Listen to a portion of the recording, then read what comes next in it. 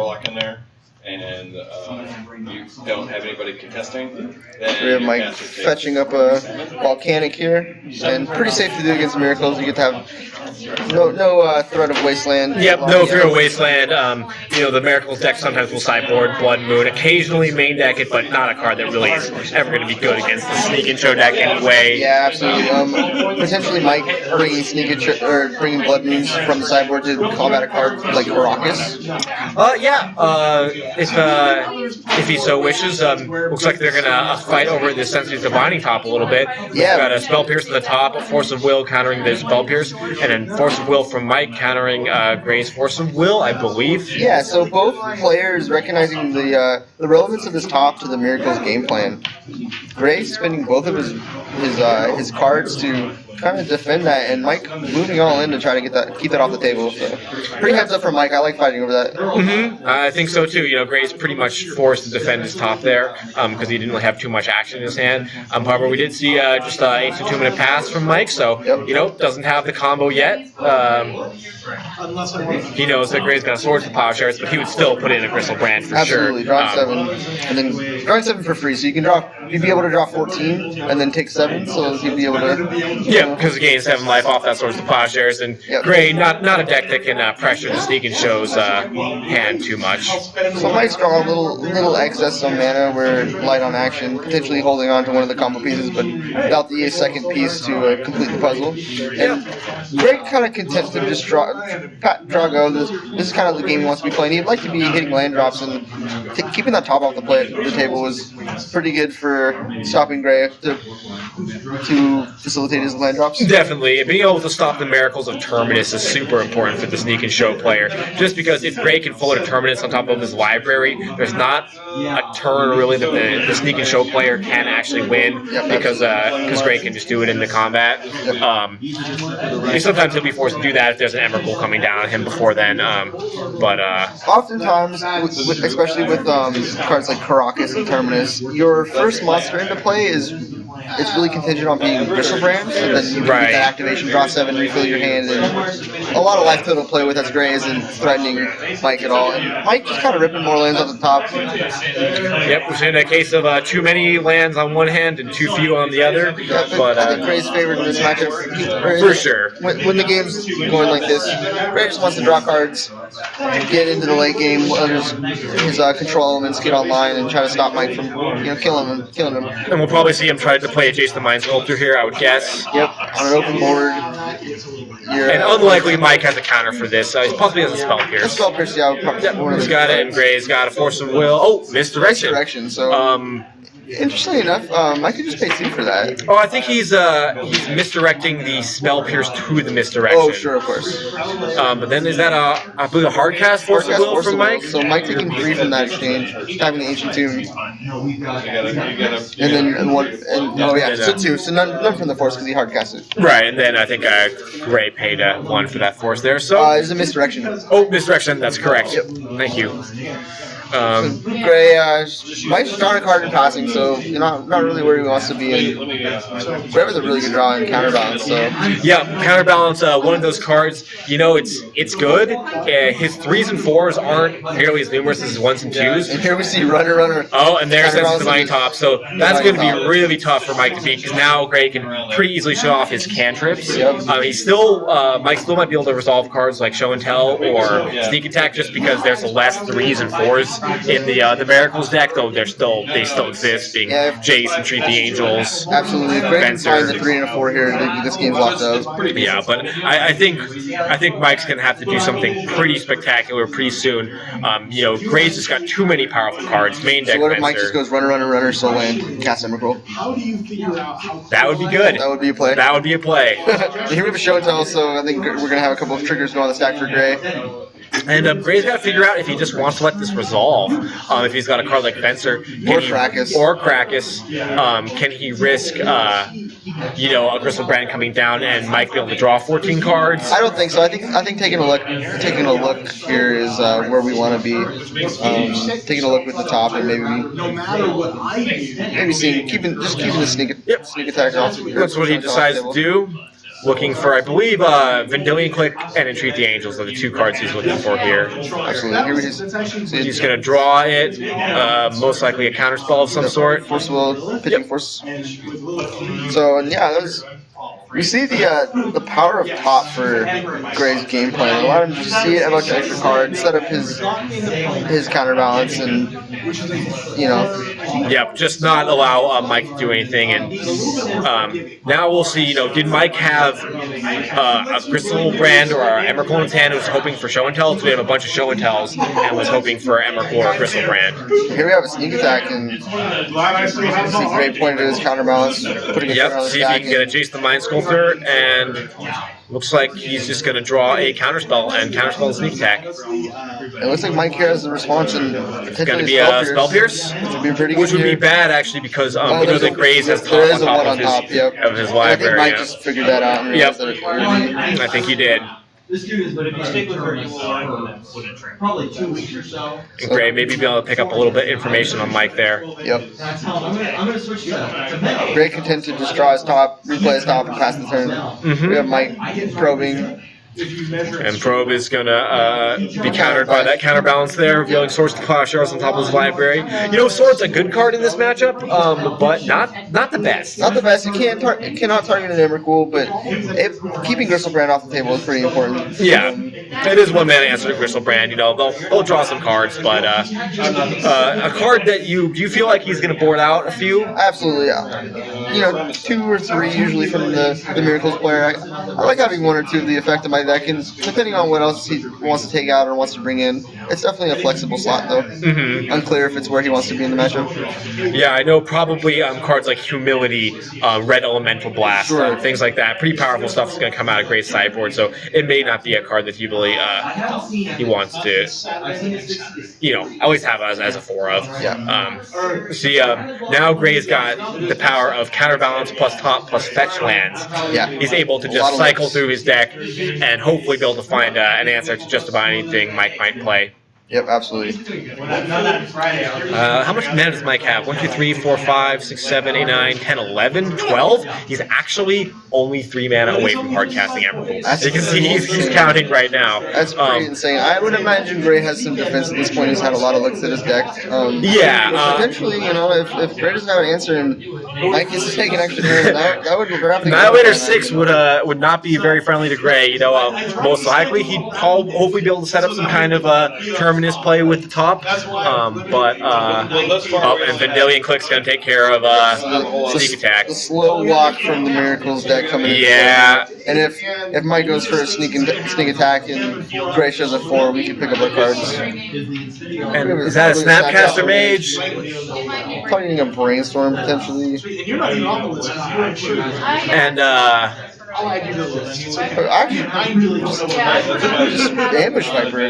Yep, I guess he just wants to get a clock down. It's very possible he may have decided to leave that Vendilion Click on top of his library instead of drawing it, just because he feels like he needs that insurance against a Show and Tell. And that might be the reason why he cast the Snapcaster, just to get a clock going. And I believe we have 5, 6, 7, 8, 9, 13 mana now for Mike. So they go. So he's getting there. This is pretty hilarious. I don't think I've ever seen a Sneak and Show deck hard cast in Everpool. 1, 2, 3, 4, 5, 6, 7, 8, 9, 10, 11, 12, 13? Yep, 13. Wow. There is some chance that both of those fetch lands won't be able to find lands at some point. Potentially. So he may want to fetch with those now. Yeah, potentially. There's usually about 4 or 5 basics in the deck. And then with probably 1 more volcanic, I imagine. And here, Mike giving the old college try, but I don't imagine this Show and Tell resolving. Nope. Let's see if Gray did indeed keep that Vendilion Click. I'm going to guess that he did. I would be surprised if he did not. Oh, maybe he did not. Entreat the Angels. Well, that looks like that's probably going to wrap this game up here. Yep. One kind of interesting play against a Show and Tell is being able to Vendilion Click in response, take away their Emrakul or Gristle brand Absolutely. and leave them with sadness. Yep, you need to be able to have multiple of that card. So here we see Mike. We see a couple handful Crystal of brands. fatties and Emeralds, and he did have the Spell a Pierce. card like Spell Pierce with diminishing returns as the game goes late. Yeah, for sure. It was good early, but at the end there, you saw it just wasn't gonna counter anything. Yeah, absolutely. If you're just joining us, this is Thursday Night Legacy at Dark Tower Games in Bellingham, Washington. We're in our third round, and we're watching Mike Wolff playing Sneak a Show against Swanson playing Miracles. And Miracles deck is currently up in a fairly favorable matchup. What options do you think he's getting out of the sideboard to make it even better? I think cards like Humility are going to come in. I think cards like Wear Tear to take out Sneak Attack or Fry Lotus Petals will probably come in. I imagine if he's got a second Fencer in the sideboard, if that's not in the main deck, that'll come in. Cards like Red Elemental Blast will be coming in. Pretty good options there for the Miracles deck. I think it's really only the Graveyard Disruption and maybe some cards like is it Staticaster? If he's running something like that, are not going to come in. Not going to come in, but I think just showing him the cool foil. The school tech. He might want to bring in cards like Flusterstorm too. Yeah. Kind of depends on what he's going to take out. I imagine a couple of those Swords of Plowshares will come out. Yep, I agree.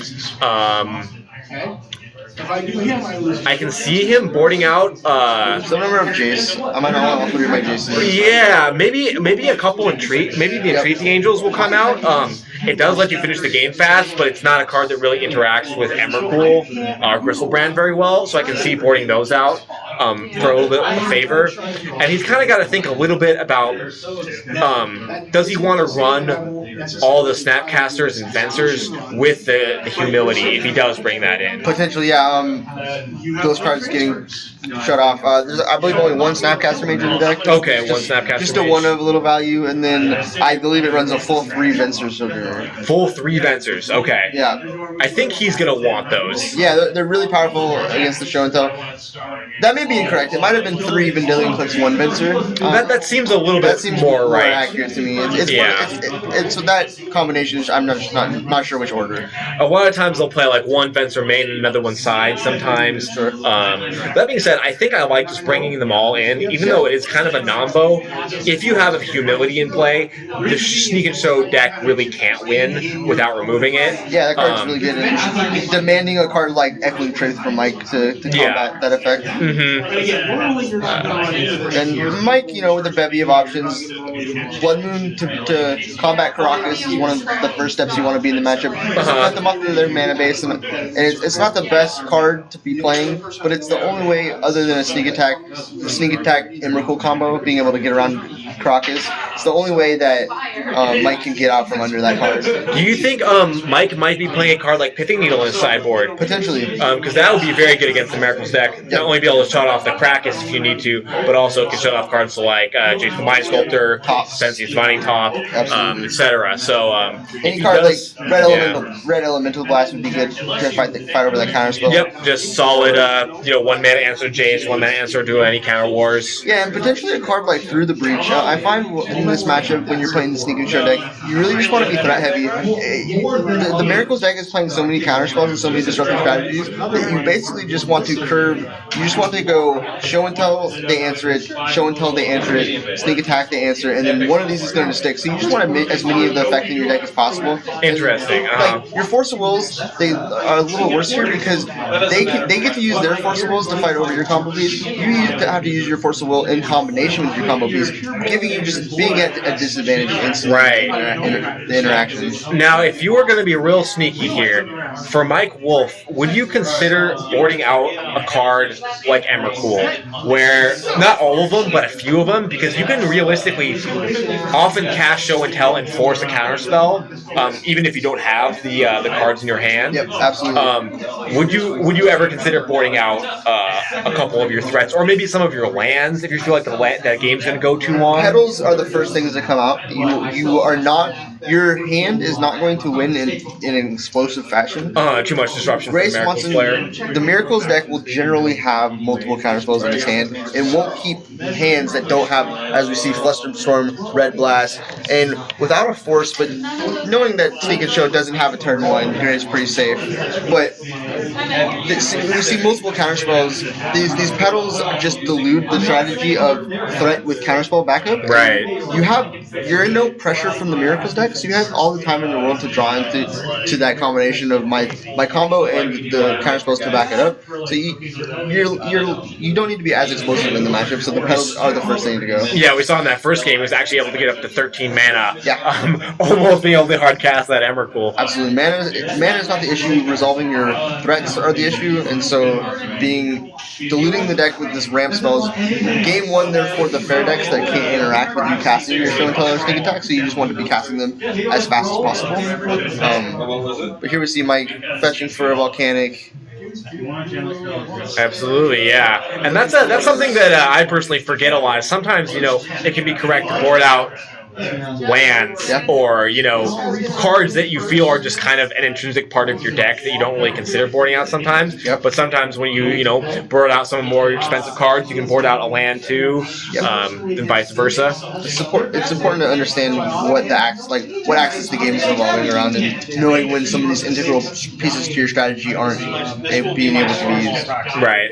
And if you are just to join us there, Gray's playing with that part of his hand face up. Just Mike was able to play a Gitaxian Probe on turn 1, and Graves is going to leave his hand face up for him there. Yeah, so just a friendly room. These players are, buddies. They played Magic before, and so we don't have to sit through him writing it down. Graves is going to keep it up for the convenience of everyone at home, for us in the booth, and for Mike himself. So Mike with the main phase Brainstorm after playing that Ancient Tomb, or the City of Traders, yeah. Might have been a little misstep in sequencing here.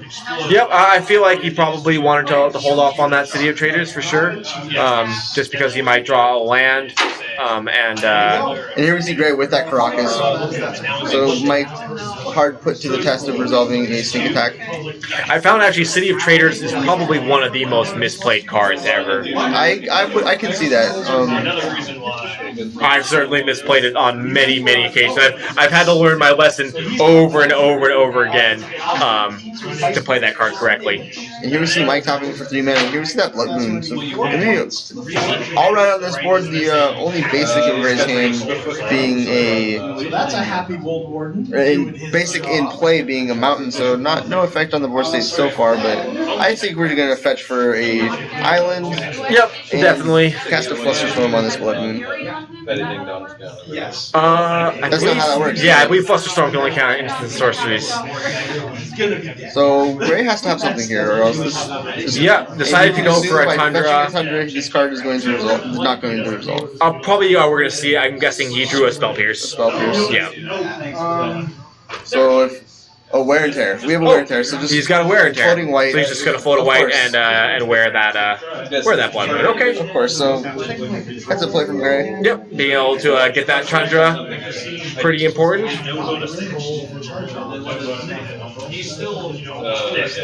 And that's one thing Mike might have been thinking about with that City of Traders. He's going to say, like, hey, I'm going to play Blood Moon, I'll turn into a mountain, I'll be able to play more lands later. Of course, that plan didn't work out for him, but...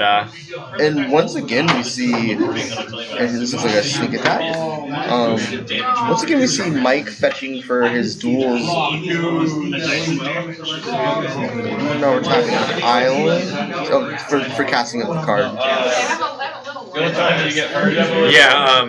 Not necessarily using that City of Traders the most effectively, but potentially that was the only land in hand, but no reason to run it out if you're not going to capitalize on the mana that turn. Right, but we'll see how it ends up for him.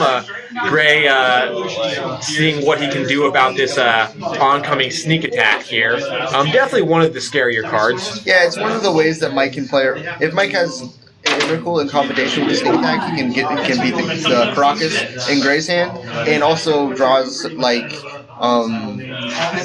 Swords to Plowshare are negated. Right, though currently he only has 1 red mana, so he wouldn't be able to multiple sneak attack yet. Oh, correct. So Caracas being good enough now. And interestingly enough, Gray fetching for a volcanic here, wanting the double red. Unclear if that is necessary. Potentially he's looking at another red blast in hand. Yeah, I'm not sure. Oh, when we see a Lotus Petal Sneak Attack Emrakul from the Show and Tell player, I'm not sure Gray has cards in his deck that can stop this here. Yeah, that might be a trigger. Gray is going to just hide his Sensi's Top on top of his library. Yeah, so, but now Mike hard pressed to. That could have been a force. No, never mind. Mike hard pressed. He needs to have another monster here. Gray with the ability to rebuild, playing a Crocus into a top.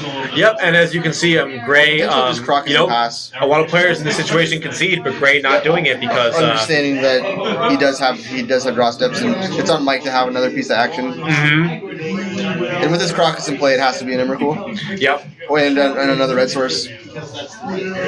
Yeah, that Crocus gives him a lot of safety here. Yep.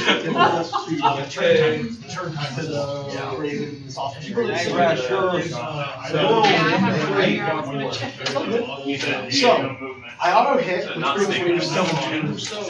yeah, we see Mike without a follow-up play, just laying an Ancient Tomb and passing back to Gray, and Gray with another land drop, able to have this Crocus up and replay his top. With Sneak Attack, is that a sacrifice at end of turn ability? So theoretically, Mike could end of turn triggers on the stack, Sneak Attack in an Emrakul, then go to combat with it, attack, get Crocus, and then Sneak Attack it on his turn, correct? I'm not sure. It would require the knowledge on the wording of Sneak Attack if it was at the beginning or at the end of turn. Yeah.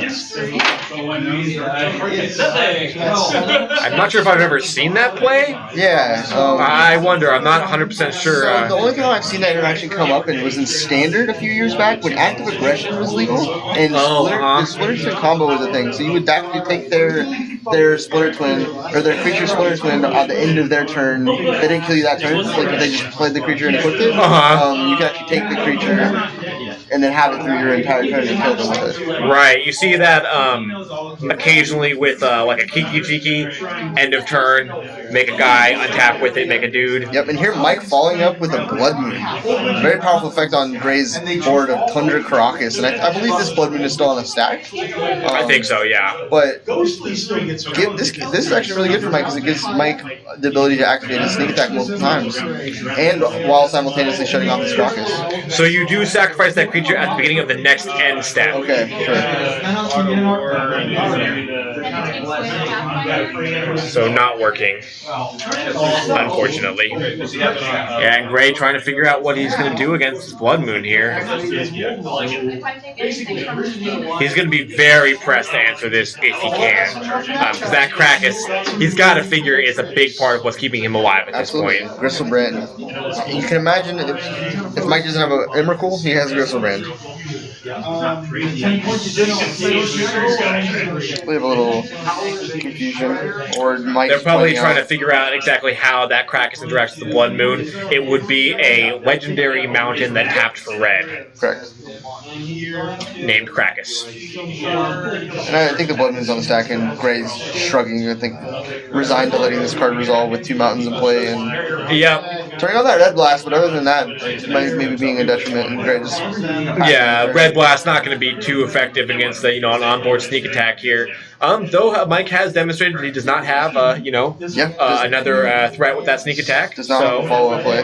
Gray still going to be able to have a couple turns here to possibly get him out of the situation. Unfortunately, the Miracles deck chock full of fetch lands, very few islands. Basic planes, I think, would be his better draw to turn on any further wear and tear draws. Yep, being able to possibly answer that Blood Moon or the Sneak Attack. They would most certainly be going after the Blood Moon with Crocus in play. So Gray just topping on the instep, just drawing a card, passing the turn. Left with nothing to do but watch as Mike draws his cards. Yeah, Gray just in a really tough spot here against the Blood Moon. He opted to fetch for non-basic lands in that early game, being able to deal with that first Blood Moon. Yep, here we see Gristlebrand off the type. Okay. That'll bring the score to 1 apiece, and Mike will equalize. So here we saw the power of a resolved sneak and show. Absolutely, and the power of Resolve Blood Moon. Gray, decided to fetch for the non-basics, which is understandable. His hand was a little bit tough on the mana. Yeah, and it's unclear if he could afford to fetch for basic planes to wear and tear that Blood Moon. Right, because I believe that would have left him without a blue source currently, which would have been pretty bad. Ended up getting punished for that second Blood Moon, but what can you do? It's probably the right choice at the time. Yeah, oftentimes you cannot beat the second one. Player shuffling up, about to resolve mulligans. Not changing anything after game 2, going to game 3 here. Both players seem like they're happy with their sideboarding decisions. Live total 6-3, guys. And if you're just joining us, this is Thursday Night Legacy, presented by Dark Tower Games in Bellingham, Washington. We're watching Mike Wolff with Sneak and Show fight versus Swanson with Miracles. This is our third round, and both players they're currently in game 3, and Mike leading with the City of Traders. We've actually we've seen this line from Mike before here, just leading with the City. Indicating a little bit of weakness from Mike. Yeah, he kept his 7, correct? I believe so. So, again, I don't really like the line of just leading with City of Traders, as you can see. Maybe he's just going to go all in for a turn 2 show and tell here. Looks like he kept in the Lotus Petals, and he's going all in for the sneak attack, and that's going to eat his Spell Pierce. One counter spell there.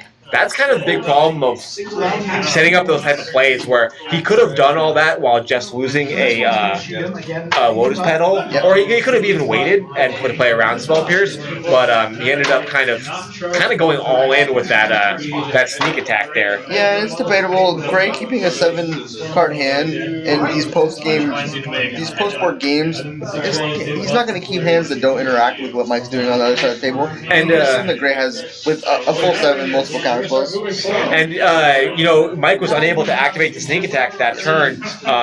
Even if he had another Lotus Petal, Gray could have responded to that by wear and tearing the sneak attack. Or even just untapping and laying a Crocus. Laying a Crocus, possibly venturing it. Undoubtedly he's got a couple answers to that. So, he went for it. So Mike not happy with his ponder, shuffling and getting a fresh one off the top. And that kind of goes back into what you were talking about how you might want to board out those Lotus Petals. Yeah, you don't need the speed in the matchup, and you just certainly want to have that. You need a very certain texture of combo elements and ways to protect the combo. Right. Mana being the easiest part to set up of that combo. Here we see a third land from Mike, bringing him up to 4 mana, but no follow-up play, just passing his turn to Gray, and Gray is really content with just topping and playing his land for the turn. Yeah, this is exactly what Gray wants to do. Get real good value off of his counter spells, and then just play cards that are going to be able to get him to what he needs to finish out this match. Yeah, this game this game looking a lot like game 1. Yeah, Mike going for early flurry of spells, Gray with a response, and then just able to kind of sculpt his game plan, shift the top of his deck in his hand. And here we maybe see Mike a little hasty, trying to combo off in the face of Gray's full hand. I think you're in no rush from the other player. I think I like trying to. You're giving your opponent the ability to draw counter spells, which is not the best, but you can assume that he probably already has them if he's keeping the hand. Yeah, doubtful he would have kept a hand with at least some kind of permission or disruption in it. I'm hard pressed in this matchup to attempt to resolve my combo without some sort of backup via Spell Spears, Red Blast, or a Force of Will of my own. Right.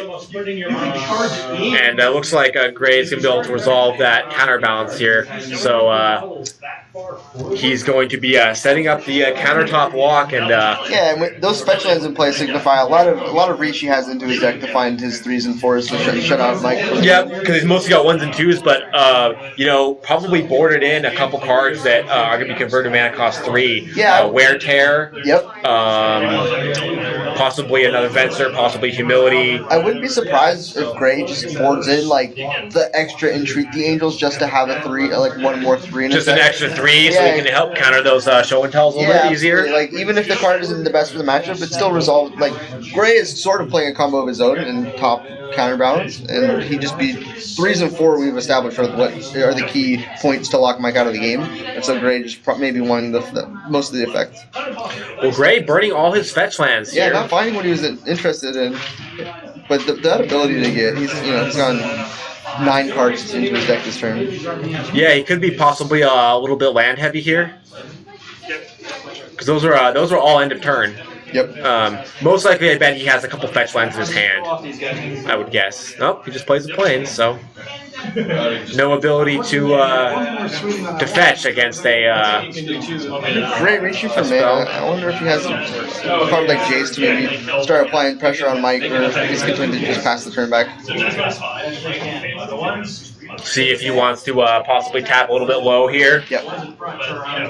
I'm guessing he does. I feel like the Jason Mind Skull is a pretty safe play. I Mike hasn't imagine been doing anything. For the subsequent if I had to turns. guess, I think Mike's going to force a will it, and then Gray's going to red blast his force of will. And that's all interactions that I think. Oh, Here we have a spell. he's going to try a Spell Pierce here, and Counterbalance just going to counter that. Obviously, with the top on board, he could have just always put the top on top, Yep. but he had the Brainstorm already. Now we can see. I believe Jason has resolved it with his Yep, brainstorm. and I believe Jason's just getting Gray some more cards here, and possibly putting some 3s back on top of his deck. Yep, really, 3s and 4s really powerful. Because with that top out, he can already counter any one mana spell if he needs to. Mike flooding out, just laying an Ancient Tomb for the turn. Oh wait, we do see actually down there in the bottom. Is that a Phyrexi's board? I believe that is Boseiju who shelters all. Okay. It taps for a generic mana, you lose 2 life, and then an instant or sorcery card that you cast with it is uncounterable. Sure, so that is a way to get through the counterbalance. Interesting. That's how you get there. So interesting, interesting sideboard from Mike Wolff there. You know, I really like that. Knowing that the Miracles player most likely doesn't have cards like Wasteland. You know, just saying, hey, I'm going to make my show and tell uncounterable. Unfortunately, you can't make your sneak attack uncounterable, which is a bummer. Show and tell. I think more importantly from this spot, being able to make your cantrips uncounterable and getting, resolving those. Oh, it can't make your cantrips uncounterable. Doesn't work like the 1 mana. Yeah, because you need to actually, it's not the next spell, you have to use the mana on your card to make it uncounterable. It's a little bit weird that way. So, yeah, unfortunately, you cannot use it to make your counter spells uncounterable. Oh, your cantrips uncounterable. Mike's going for a brainstorm, getting Gray revealing the brainstorm on the top of his deck. Yep, and with that top in play, realistically, Mike is now shut off completely from all cantrips. Or, not cantrips, cantripping cards, I guess. Well, I will activate these guys. And Mike just letting a 3rd Ancient Tomb. Yep, and this is exactly what the Miracles deck wants to do.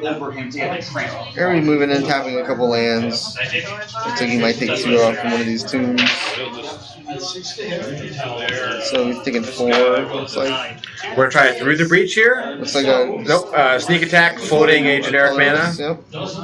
In response, we're going to look at the top of our deck, and I imagine there's a 4. And there is another Jason the Mind Sculptor, be able to counter that sneak attack there from Gray. So, and when I'm in this position, I'd be like, show me a 3 on the top of your deck and I'll concede.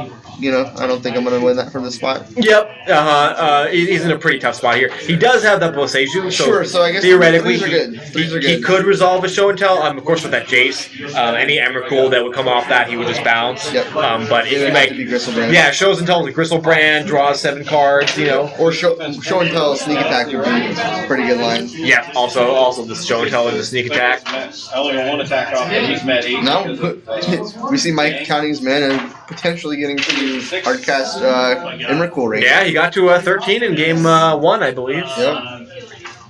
Looks like a Vendilion click is going to come down. That'd be Two Emrakuls, I think he just keeps them. Yeah. Those are going to win you the game, and now Gray with a clocking online. 12, but I think you're within that strike. Just leveraging his advantage with Jace. Content with just chipping away at Mike's life total and continuing to groom the top of his deck in his hand. And play that Crocus, I imagine this will lock this game out. Yeah, I think now that Crocus has come down, Mike's ways to win this are slim to none. He needs show and tell. He needs to run show and he needs to draw snow and tell sneak attack. Yeah. This Blood Moon off the top, offering some. Alright, so. And we've seen a treat. So Gray's with the hard block, and Mike extends the hand. That'll So do it. So Blue White Miracles over Sneak and Show in round 3. Gray Swanson defeating Mike in 3 games. You know, I guess that match kind of played out like we thought it would. Just Gray, too many disruptive cards. You can answer Crystal Brand, you can answer Emrakul, you can answer Sneak Attack, you can answer Blood Moon. There's really nothing in Mike's deck that Gray can't actually deal with. yeah, I think we saw those games, game 1 and 3, kind of just Mike with stumbling on his mana, playing the City of Traders early, potentially a misplay, but you know, I'm not sure even if he was able to. It seemed like Gray had it. In that game, you know, he really had a bunch of extra mana there. He didn't, you know, he kind of floated out a little bit. It wouldn't have really helped him too much. It could have hurt him, but I don't think it ended up making a difference.